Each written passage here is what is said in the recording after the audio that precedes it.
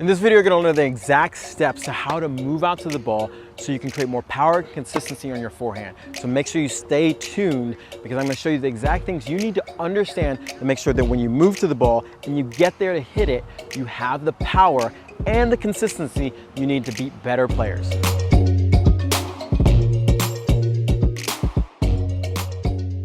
So like I said, in this video, we're going to learn how to use your footwork to move out to the ball and have more power and consistency.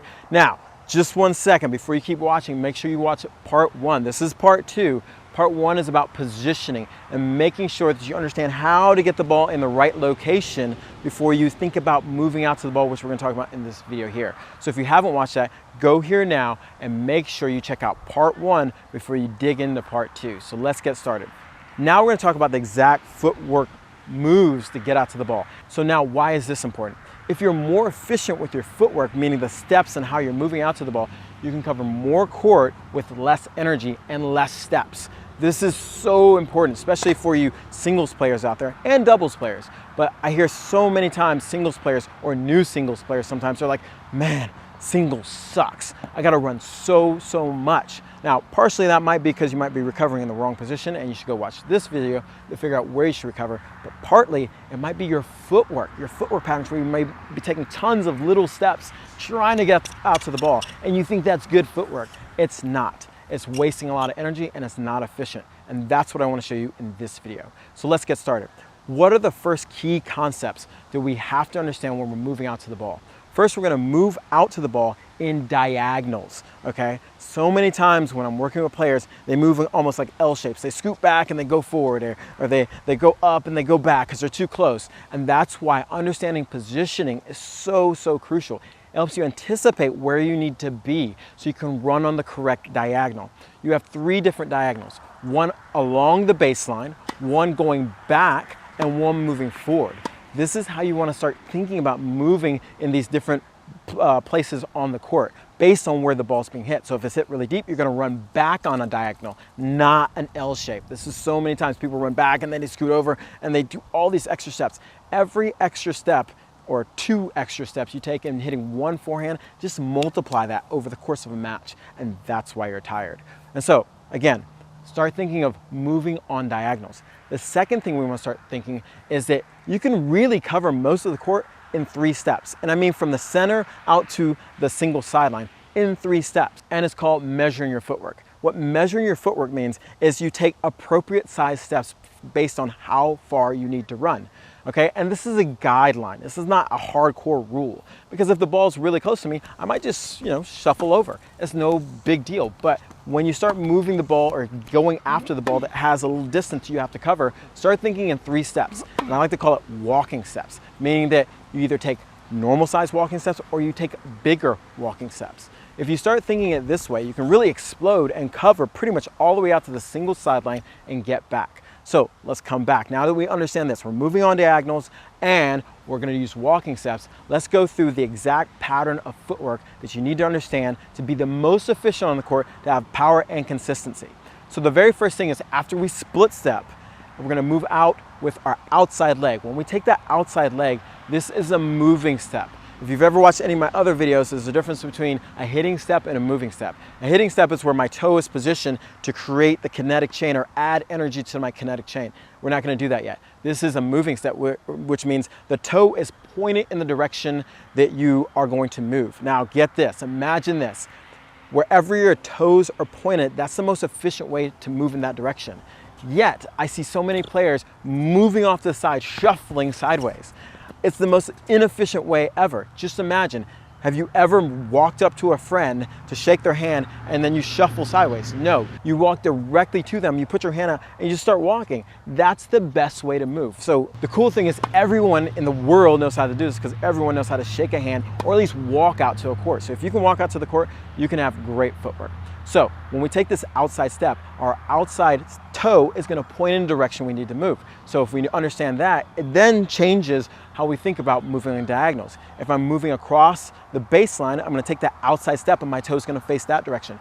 If I'm moving back, I'm going to take my first outside step moving back. And if I'm moving inside the court, I'm going to take that first outside step moving inside the court. Now, from here, then we go into those measuring steps. And it's really key, and it might take you a little time to adjust, of making sure that you're doing the walking steps correctly. Meaning that we're not taking all these little steps. We want to think of walking steps. And the better you get at this, the better you're going to be at getting at the ball in the most efficient manner. Now, you might be saying, Kevin, what about adjustment steps? Should I be taking little steps to adjust? Sometimes you might have to do that. We all have to do that. But the key is taking it when you get to the ball, not before that. So many players are taking adjustment steps as they're trying to get to the ball, which makes it inefficient and it slows them down. You become a slower player. Get to the ball, and then if you need to take a couple stutter steps to adjust, take those stutter steps. But the better you get at measuring the ball, the more efficient you're going to be at moving out to the ball. Now, we're at the ball. You should be arriving where the ball is in your strike zone because you understand positioning. Now, once you get to the ball, you're going to position your toe into a hitting step. And what this means is turn your toe more inside the court, which is going to allow you to use your kinetic chain a little bit better to make sure when you rotate, you're going to have maximum amount of power. If you're wondering about what is this kinetic chain I keep mentioning, make sure you check out this video here, the effortless power video. It's a great little segment of how to use your hips, use your body, create more power. And if you use this also position with your toe, it'll increase that because it's going to create more coil in your hip. But watch this video to learn more about that. Now that we're set up in this position, guess what? You're balanced and you're set up to rotate and hit the ball. And this is the key, making sure that you're moving out, taking 3 steps, and then you're ready to hit when you get there. So let's talk about action steps. How do you practice this to make sure you're getting the most out of it? So the very first thing in the action step is to make sure you get used to splitting and taking outside step. So what this means is just split, outside step, and making sure when you split and you're taking this outside step, your toe is looking in the direction you're going to move. So practice doing all 3 angles. Split, outside step, moving back. Split, outside step, moving along the baseline. Split, outside step, moving forward. Practice this a ton. You need this to be something that you're never thinking about on the court, because if you're thinking about it, then you're not thinking about the ball, which means you're not going to be in great position. So it's really key that you do this over and over and over. It's like tying your shoe. You can have a conversation, eat a burger, whatever, but you can do this move without thinking about it consciously. Number 2, get used to walking steps. So many players, when this is very new, they're used to taking all these little steps on the court, and they're so tired compared to just walking steps. And so what you can do to do this is either set up a ball machine or even toss yourself a ball and just get used to going 1, 2, 3 and catching it and taking different size steps. So get used to just taking 1, 2, 3 where you don't have to move that much, and then taking very explosive 1, 2, 3s out to the ball. So important to get used to just measuring the ball. And what that really means by measuring the ball is taking the appropriate amount of steps to get out there. Number 3, if you remember in video 1, so if you haven't watched that, you need to go watch that. I talked about making sure that we have our hand and we're learning to adjust our positioning. Well, guess what? We can't really do that when we're hitting a ball because the racket's in that hand. So the substitution is using your left hand to have it out here, and this is where you want to start using to adjust, okay? This again is where that hand was. So when I'm moving to the ball now, I'm using this hand to judge and say, this is where this hand needs to be.